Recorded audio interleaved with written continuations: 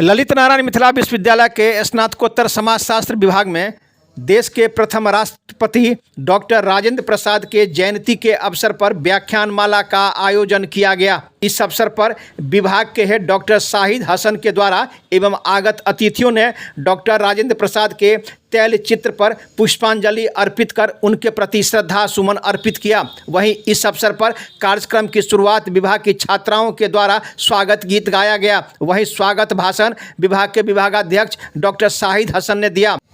इस अवसर पर इस विभाग के कई छात्र छात्राएं भी इस कार्यक्रम में उपस्थित थी। इस अवसर पर विभाग के विभागाध्यक्ष डॉक्टर शाहिद हसन ने क्या कहा, सुनिए। दरभंगा दर्शन न्यूज से मनोज झा। स्वागतम स्वागतम मन की वीणा से गुंजित ध्वनि मंगलम, मन की वीणा से गुंजित ध्वनि मंगलम। स्वागतम स्वागतम स्वागतम स्वागतम। सौभाग्य की बात है कि समाजशास्त्र विभाग में आज इस कार्यक्रम का आयोजन करने का दायित्व विश्वविद्यालय के द्वारा दिया गया है। जितनी बातें कही गई वो सब दुरुस्त है अपने जगह पर। और जब हम लोग पंडित की बात करते हैं तो जवाहरलाल नेहरू अनायास सामने चले आते हैं। बिहार में डॉक्टर की बात करते हैं तो जगन्नाथ जी का नाम सामने चला आता है। लेकिन ऐसे डॉक्टर की जब बात होती है तो डॉक्टर राजेंद्र प्रसाद ही समझे जाते हैं।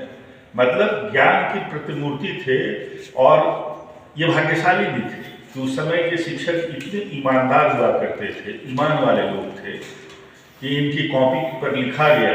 आज कोई शिक्षक नहीं लिख सकता है। छात्र वैसे होते हैं, नहीं होते हैं, नहीं होते हैं कि examinee is better than exam.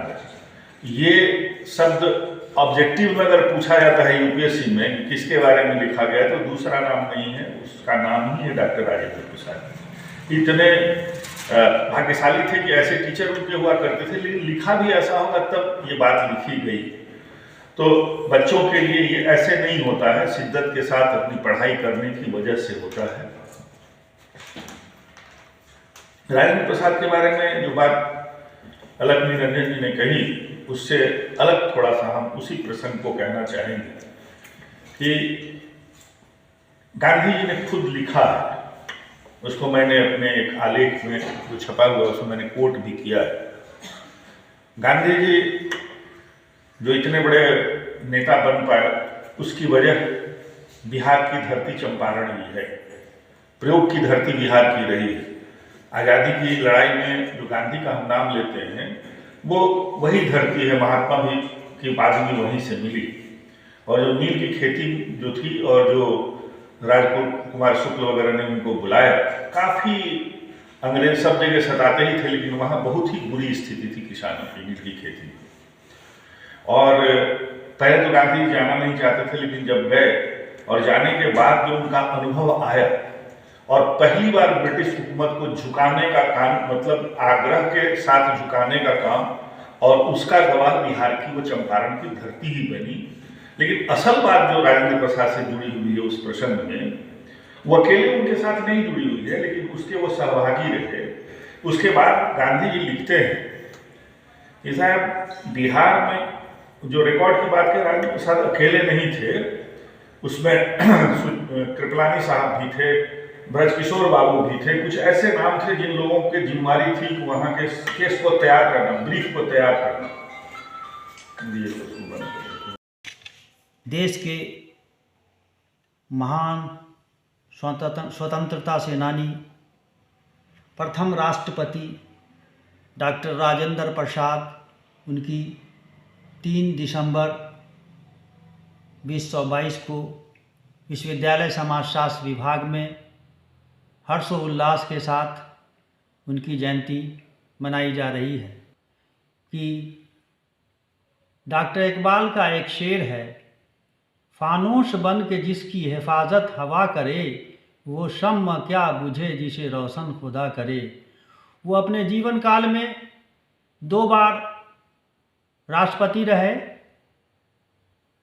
1884 ईस्वी में, 3 दिसंबर 1884 ईस्वी में छपरा के जीरादेई गांव में उनका जन्म हुआ। वो महान और अति विशिष्ट कोटि के विद्वान थे, इंटेलिजेंट थे, महान स्वतंत्रता सेनानी थे। महात्मा गांधी राष्ट्रपिता के सच्चे अनुयायी थे, सत्य और अहिंसा पर चलने वाले थे। संविधान सभा, जो संविधान का निर्माण किया गया है, जिसके माध्यम से उसके अध्यक्ष थे, और विभिन्न बड़े बड़े पद पर आसीन रहे। उनके प्रति, उनसे हमें छात्र छात्राओं को, देश के लोगों को, देश के नागरिकों को प्रेरणा लेनी चाहिए कि उन्होंने देश हित में अपना महत्वपूर्ण योगदान दिया और देश को आज़ादी दिलाने में महात्मा गांधी के साथ कदम से कदम मिलकर उन्होंने अपना समय व्यतीत किया और एक साधारण रूप में राष्ट्रपति होते हुए भी अपना जीवन व्यतीत किए। ये महामानव के प्रति हम श्रद्धा सुमन भी व्यक्त करते हैं और उनसे प्रेरणा लेते हैं कि इस जन्म दिवस जयंती के अवसर पर हमें उनसे शिक्षा लेनी चाहिए, प्रेरणा लेनी चाहिए